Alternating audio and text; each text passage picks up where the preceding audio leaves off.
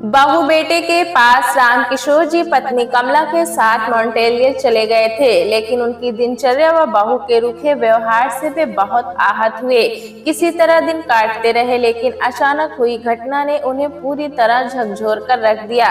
5 बजे से ही बर्फ पड़नी शुरू हो गई थी। मौसम विभाग ने आज कम से कम 20 सेंटीमीटर बर्फ पड़ने का पूर्व अनुमान लगाया था। मैं सोचने लगा कि साल का आखिरी दिन है। शाम के 3 बजे से ही लोग ऑफिसों से अपने घर चले गए होंगे, क्योंकि आज की शाम 7 बजे से ही घर घर में नए साल की पार्टियां होंगी। रेस्टोरेंट व होटलों में तो नए साल के स्वागत में खूब पार्टियां होती ही हैं। विकास भी ऑफिस से 4 बजे आ गया था। वो मॉन्ट्रियल में किसी बैंक में काम करता था। वो अपनी नौकरी के बारे में मुझसे अधिक बात नहीं करता था। नौकरी उसकी अच्छी ही होगी, क्योंकि वो खूब सूट बूट पहनकर काम करने जाता था और उसने कार भी अच्छी खरीदी हुई थी। घर भी काफी बड़ा है। मॉन्ट्रियल शहर से 15 किलोमीटर दूर डोलार्ड नाम के नगर में विकास का 3 मंजिला घर है। ऊपरी मंजिला पर सोने के 3 कमरे हैं। विकास और रमा के कमरे में तो बाथरूम भी है। एक कमरा 8 साल की नंदिनी का और दूसरा 3 साल के विमल का। विमल घर पर ही रहता है। उसने स्कूल जाना भी शुरू नहीं किया है। विमल के जन्म पर ही विकास ने हमें जिद करके ये कहकर भारत से बुला लिया था कि बच्चों को पालने में परेशानी होती है। नंदिनी के होने पर रमा को कुछ महीने काम से छुट्टी मिल गई थी, परंतु उसके बाद उन दोनों को काफी परेशानी हो गई थी। वे नंदिनी को सुबह क्रैच में छोड़ जाते थे और शाम को लौटते वक्त ले आते थे, पर क्रैच चलाने वाली उस औरत को वे हर सप्ताह तकरीबन उतने ही पैसे दे देते थे जितनी रमा की तनख्वाह थी। फिर भी कम से कम रमा की नौकरी तो बरकरार रहती थी। नौकरी छोड़कर अगर रमा घर बैठे नंदिनी की देखभाल करती तो बाद में उसे नौकरी कहाँ मिल सकती थी। नंदिनी को क्रैच में छोड़ने पर सबसे बड़ी समस्या ये थी कि नंदिनी आए दिन बीमार रहती थी। वहाँ इतने बच्चों के कारण उसे आए दिन खांसी, जुकाम और बुखार रहता था। उसकी बीमारी और कभी कभी अपनी बीमारी का बहाना बनाकर रमा को आए दिन छुट्टी लेनी पड़ती थी। कनाडा में नौकरी करने वाले घर पर छोटे बच्चों की बीमारी की समस्या को खास महत्व नहीं देते। विकास हमारी अकेली संतान है। उसके बाद घर में कोई संतान नहीं जन्मी, इसलिए जब नंदिनी का जन्म हुआ तो हम दोनों की खुशी का ठिकाना नहीं रहा। अपनी पोती को देखने हम यहाँ आ गए और 4 से 5 महीने मॉन्ट्रियल में रहकर वापस भारत लौट गए थे, पर यहाँ आकर मॉन्ट्रियल से बाहर कहीं गए ही नहीं। इच्छा तो घूमने फिरने की थी भी, परंतु छोटे बच्चे के साथ घूमना फिरना कहाँ आसान होता है और शायद उस समय विकास भी काम की तरफ से काफी तनाव से गुजर रहा था। विकास तो शायद हम दोनों को घुमाने ले भी जाता, पर रमा को हमें इधर उधर घुमाने में खास दिलचस्पी न थी। विकास के साथ रमा को देखने जब हम सब लोग पहली बार करोल बाग उसके माता पिता के घर गए थे, तब की रमा और आज की रमा में जमीन आसमान का फर्क है। तब वो मूक बनी सिमटी सी याचना कर रही थी, मुझे अपने चरणों में स्थान दे दो, और अब हम दोनों उसके घर में आए थे, जिसके सही मानों में वही मालकिन थी। वो कितनी बदली बदली नजर आई। हमारा बेटा तो उसके हाथों की कठपुतली ही था। वक्त के साथ इंसान भी कितनी जल्दी बदल जाता है। विकास के घर की पहली मंजिल पर एक रसोई और एक ड्राइंग रूम है। काश इस मंजिल पर एक बेडरूम भी होता जिसमें हम रह सकते, क्योंकि इस उम्र में सीढ़ियां चढ़ना उतरना काफी मुश्किल होता है। अब 2 साल से हम विकास के घर के तहखाने में ही रह रहे हैं, जहां 2 कमरे और एक बाथरूम है। शायद विकास ने इन्हें हमारे लिए ही सोचकर बनवाया होगा। नंदिनी के होने पर जब पहली बार हम आए थे तब तहखाने में ना तो कमरे थे ना बाथरूम। विमल के होने पर जब हम आए थे तब हम भारत से ही बोरिया बिस्तर बांध कर आए थे। उस समय विकास ने अपने घर के तहखाने में 2 कमरे और बाथरूम बनवा लिए थे। नंदिनी और विमल के होने पर हमारे रहने का इंतजाम दूसरी मंजिल पर ही था। परंतु जब से विमल 6 महीने का हुआ था, रमा ने उसे अलग कमरे में सुलाना शुरू कर दिया था। इसलिए विकास ने हमारा सामान घर के तहखाने में शिफ्ट कर दिया था। शुरू में तो हमें अपना कमरा ठीक नहीं लगा, क्योंकि तहखाने के हमारे कमरे में कोई खिड़की नहीं थी, जिससे वहां काफी अंधेरा रहता था। दिन में भी ट्यूबलाइट जलानी पड़ती थी। फिर धीरे धीरे आदत पड़ गई। तहखाने में बहुत ही शांति रहती है, लगता है जैसे हम सारी दुनिया से कट गए हैं। कनाडा में अजीब सा रिवाज है कि हर बच्चे को अपना अलग कमरा चाहिए। अगर भारत में भी ऐसा होता तो शायद हमारा गुजारा चलता ही नहीं। शक्तिनगर के उस छोटे से 2 कमरे के घर में हमने अपनी सारी जिंदगी गुजार दी थी। विकास भी हमारे साथ शादी के बाद उस 2 कमरे के किराए के मकान में रहा था, और जब नंदिनी को लेकर आया था तब तो वो हमारे साथ ही रहा था। परंतु रमा अधिकतर नंदिनी के साथ अपने पीहर में ही रही। टीवी पर शाम के 7 बजे की खबरें आ रही थी, जिनमें शराब की दुकानों पर लगे ग्राहकों की लंबी लाइन दिखाई जा रही थी। कनाडा और अमेरिका जैसे देशों में नए साल का स्वागत करने के लिए लोग लाखों करोड़ों डॉलर शराब पर खर्च कर देते हैं। यानी अमेरिका में नए साल पर लोग शराब पर उतना पैसा खर्च कर देते हैं जितना कि श्रीलंका जैसे देशों का पूरा सालाना बजट भी नहीं होता। हम भारतीय विदेशों की अच्छी आदतें तो चाहे नहीं सीखे, परंतु उनकी गलत आदतें जरूर सीख लेते हैं। विकास और रमा खूब पीते हैं, ये हमें अच्छी तरह मालूम है। हमारे सामने हमारा लिहाज करके तो नहीं पीते, परंतु हमारे पीठ पीछे खूब पीते हैं। रात को जब पार्टियों से आते हैं तो हमें इस बात का एहसास तो अवश्य हो जाता है कि दोनों ही नशे में झूम रहे होते हैं, और फिर दोपहर देर तक सोते हैं। कभी कभी 2 बजे तक सोकर उठते हैं। शुरू में तो हम दोपहर का खाना खाने के लिए उनके सोकर उठने का इंतजार करते थे, पर अब हम उनके बिना ही खाना खा लेते हैं। इतनी देर तक कमला तो इंतजार कर भी ले, पर मुझसे भूखा नहीं रहा जाता। फिर दोपहर को देर से खाने से मेरे पेट का सारा सिस्टम खराब हो जाता है। कमला अपने बेटे बहू का इंतजार करती है कि कब वे उठें और कब वो उन्हें खाना खिलाएं। हमारे देखते देखते ही हालात बदल गए। जब मेरी और कमला की शादी हुई थी, कमला तब अम्मा और बाबूजी की सेवा में ही लगी रहती थी। वो अम्मा और बाबूजी को खाना खिलाकर ही खाना खाती थी, पर अब बेटे बहू के लिए तरकारी अलग से रखकर ही खाना खाती है और उनकी प्रतीक्षा करती है कि कब वे दोपहर को सोकर उठकर आएंगे और कब वो उन्हें खाना खिलाएगी। कमला और मैं अक्सर सोचते हैं कि हमने भारत छोड़कर मॉन्ट्रियल में आने का निर्णय सोच समझकर नहीं लिया। अच्छा रहता हम भारत में ही पड़े रहते। कम से कम शक्तिनगर में हमारा 2 कमरे का किराए का वो घर तो था। किराए के मकान में आने से मकान मालिक तो बेहद खुश था, क्योंकि बरसों से हम उसके उन 2 कमरों का किराया जो चुका रहे थे।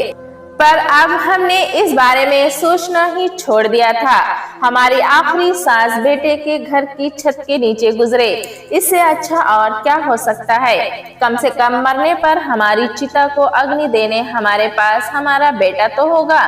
दिल्ली में होते तो हमारे मरने पर विकास कैसे समय पर अपना फर्ज निभाता, क्योंकि मॉन्ट्रियल से दिल्ली पहुंचने में 2-3 दिन तो लग ही जाते। 60 साल की उम्र में वैसे तो कुछ न कुछ लगा ही रहता है, पर आज कमला की तबीयत सवेरे से ही कुछ ढीली चल रही थी। मैंने उसे अस्पताल चलने को कहा तो वो नहीं मानी। ठीक हो जाएगी कल तक, वो कहकर उसने मेरा मुंह बंद कर दिया और घर का कामकाज करती रही। 5 बजे रमा अपने ऑफिस से घर आ गई थी और अपने बेडरूम में आराम कर रही थी। वो 7 बजे ऊपर से आई और खाना खाकर तैयार होने चली गई।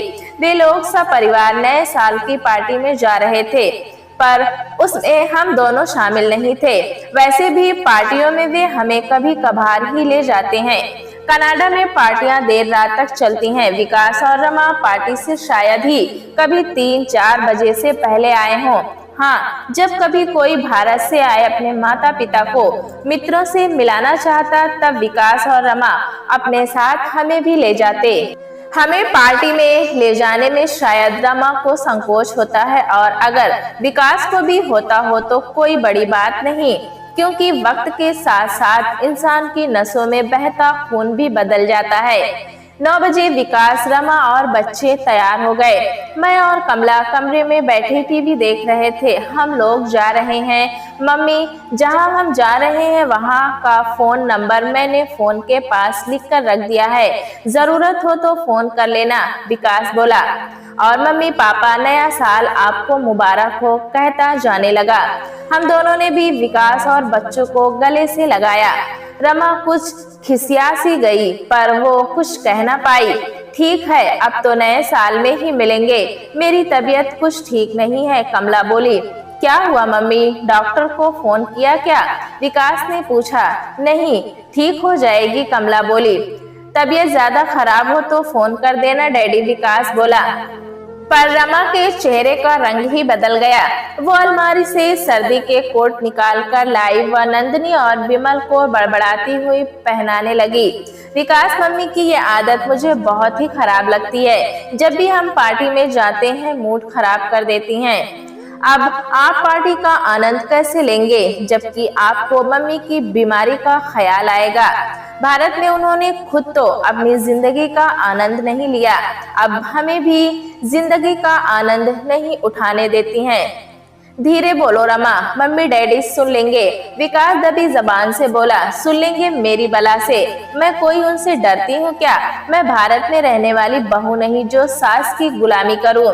ये मेरा घर है, यहाँ मेरा हुक्म चलेगा, इस घर में वही होगा जो मैं चाहूंगी। रमा की आवाज हम दोनों को साफ साफ सुनाई दे रही थी। तभी जोर से दरवाजा बंद होने की आवाज आई। वे लोग घर से चले गए थे। अवश्य ही रमा की बकझक कुछ देर तक तो विकास को सुननी पड़ी होगी। मालूम नहीं विकास को तब कैसा महसूस होता है जब रमा हमारे बारे में बेकार की बातें करने लगती है। चाहे हमारे सामने वो चुप रहता है, पर उसे समझाने की कोशिश अवश्य करता होगा। आखिर उसकी रगों में हमारा ही खून है। खून अवश्य ही रंग लाता होगा, या फिर अपने घर की सुख शांति बनाए रखने के लिए खून के घूंट पीकर चुप रहता है। मैंने सोचा शायद बाहर अभी भी बर्फ पड़ रही है। मैंने खिड़की के पर्दे से बाहर झांकने की कोशिश की, पर बर्फ के कारण खिड़की के शीशे अपारदर्शी हो गए थे, इसलिए कुछ दिखाई नहीं दिया। 9 वर्ष की पूर्व संध्या होने के कारण सड़कों पर ट्रैफिक भी काफी होगा। रात को नशे की अवस्था में विकास सबके साथ कार ड्राइव करके आएगा, ये सोचकर मेरा मन कांप उठा। कमला को हल्की सी नींद लग गई थी। 10 बज गए थे। अगर तुम्हें नींद आ रही है तो सोने चलते हैं, मैंने कमला से कहा। नहीं सोएंगे तो 12 बजे के बाद ही। पता नहीं नए साल की पूर्व संध्या पर मैं आपके साथ होंगी भी कि नहीं। अच्छा बोलो कमला, तुम्हें कुछ हो गया तो मैं कैसे जीऊंगा। तुम्हारे अलावा दुनिया में मेरा असली मानो में ही कौन, कहते हुए मेरे आंसू टपकने लगे, जो कि कमला से छिपे नहीं रहे। पर कमला ने मेरा मन रखने को ये भी नहीं कहा कि हमें किस चीज की कमी है। हमारे बेटे बहू तो हैं ही। लगभग 11 बजे अचानक कमला को घबराहट हुई। उसके चेहरे पर हवाइयां उड़ रही थी, बोलने में भी उसे परेशानी हो रही थी। मैंने तुरंत एम्बुलेंस के लिए फोन किया। मौसम की खराबी के कारण एम्बुलेंस को आने में कम से कम 10 से 15 मिनट तो लग ही जाएंगे। यही सोचकर मैंने टेलीफोन के पास ही रखे एक कागज पर विकास के लिखे नंबर पर फोन किया, पर वहां घंटी बजती रही, किसी ने फोन नहीं उठाया। शायद पार्टी के शोरगुल की वजह से किसी ने सुना नहीं था। मैं रिसीवर रखकर कमला की ओर भागा। वो होश में नहीं थी, पर उसकी सांस चल रही थी। कुछ ही मिनटों बाद एम्बुलेंस वाले ने दरवाजे की घंटी बजाई। कमला को लेकर हम लगभग 11 बजे अस्पताल पहुंचे। इमरजेंसी के रिसेप्शन काउंटर पर बैठे क्लर्क ने हैप्पी न्यू ईयर कहकर हमारा स्वागत किया। वे लोग कमला को अंदर ले गए, मैं बाहर बैठा रहा। मैं जल्दी में वो कागज भी अपने साथ लाना भूल गया जिसमें विकास ने फोन नंबर लिखा था। तब मुझे अपनी याददाश्त पर बहुत झुंझलाहट हुई, क्योंकि अगर नंबर होता तो मैं विकास को फोन करके बुला लेता। अचानक याद आया कि अस्पताल के पड़ोस में ही विकास के एक मित्र रहते हैं। क्यों ना उन्हें कमला की बीमारी में खबर कर दूं, ताकि अगर उन्हें पता हो कि विकास आज किसके यहाँ पार्टी में गया है तो वे विकास को बता सके। पर वे तो शायद खुद भी नया साल मनाने कहीं बाहर गए होंगे। ये सोचकर मैं ठिठक गया। 1:30 बजे कमला का डॉक्टर भारी कदमों से इमरजेंसी वार्ड से बाहर निकलकर मेरी ओर आया। मुझे मालूम था कि वो मुझसे क्या कहने जा रहा है। I am very sorry Ramkishore ji, Kamala ji अब इस दुनिया में नहीं है। मरते समय वे बिल्कुल शांत थी। हमारे वार्ड में आने के लिए कुछ मिनट बाद ही उनका देहांत हो गया था और ये कहकर डॉक्टर वहां से चला गया। मैं वहीं बेंच पर बैठ गया। थोड़ी देर बाद एक नर्स आई और बोली, आप यहाँ खामोश बैठकर क्या करेंगे? अस्पताल की कार आपको आपके घर छोड़ आएगी। अब आपको घर जाकर आराम करना चाहिए। थोड़ी देर बाद नर्स मेरा हाथ पकड़कर मुझे कार तक ले गई। घर पहुंचते पहुंचते 3 बज गए थे। मैं लिविंग कम ड्राइंग रूम में ही बैठा रहा। मेरी समझ में नहीं आ रहा था कि क्या करूं। शरीर में जैसे जान ही न थी। अचानक मुझे विकास को फोन करने का ख्याल आया। मैं उठा और फोन मिलाया। कुछ देर तक घंटी बजती रही।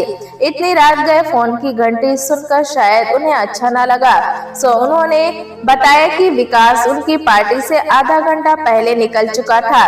मैंने सोचा अब तो विकास और रमा आने वाले ही होंगे। थोड़ी ही देर में विकास और रमा बच्चों के साथ आ गए। रमा विमल को गोदी में लेकर ऊपर बेडरूम में चली गई और नंदिनी उसके पीछे थी। विकास के मुंह से आती शराब की बू कुछ ही देर में घर में फैल गई। वो अलमारी में अपना कोट रखकर लिविंग रूम में आया और बोला, डैडी बहुत रात हो गई है, आप भी जाकर सो जाओ। मम्मी से ही कुछ सीखो जो समय पर सो जाती हैं। और विकास मेरे उत्तर की प्रतीक्षा किए बिना ही सीटी बजाता ऊपर अपने बेडरूम में चला गया।